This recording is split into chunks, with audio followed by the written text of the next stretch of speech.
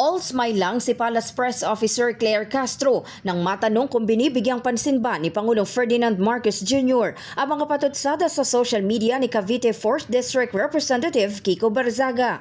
Ani Castro, abala ang Pangulo sa pagtatrabaho. Sa panahon ngayon na marami pong ginagawa ang Pangulo, hindi po pinapansin ang mga ganyang klaseng usapin.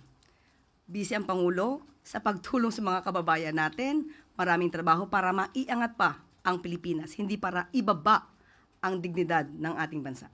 Nabatid na sa mga post ng kongresista sa kanyang social media, madalas nitong punahin at batikusin ang ilang opisyal ng pamahalaan na kabilang na ang Pangulo. Kagabi, ipinasilip ni Barzaga ang kopya ng impeachment complaint na balak daw nitong ihain laban sa punong ehekutibo dahil sa umano'y betrayal of public trust. Ang tanging sagot lang dito ni Castro. Makarating o hindi makarating, ito naman po ay trabaho po yan at saklaw po yan ng House of Representatives. Una na ring ipinanawagan ni Barzaga ang pagbibitiw sa pwesto ni Pangulong Marcos dahil sa loob umano ng Malacanang nagmumula ang korupsyon.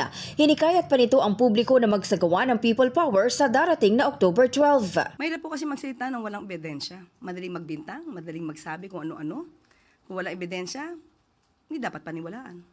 Ang panawagang people power ni Barzaga agad pinaaksyonan ng DICT sa mga social media platform dahil daw sa paglabag sa ating batas at sa community standard. Yung mga toxic content na in clear violation of our laws and in clear violation of their own community standards, sabi ko nga sa kanila sa mga platform, kung responsableng platform kayo, i-enforce nyo na, i-take down nyo na yan. Dahil alam nyo namang nakakasama yan.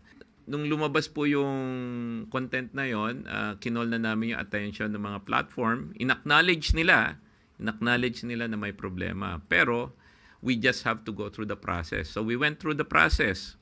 We asked the lawyers of PNP to write and study it para malaman nyo lang po na may due process talaga yan. And nung nagbigay na ng legal opinion ng PNP na talagang it's a violation of our laws, tinake down naman ng isang platform kaagad.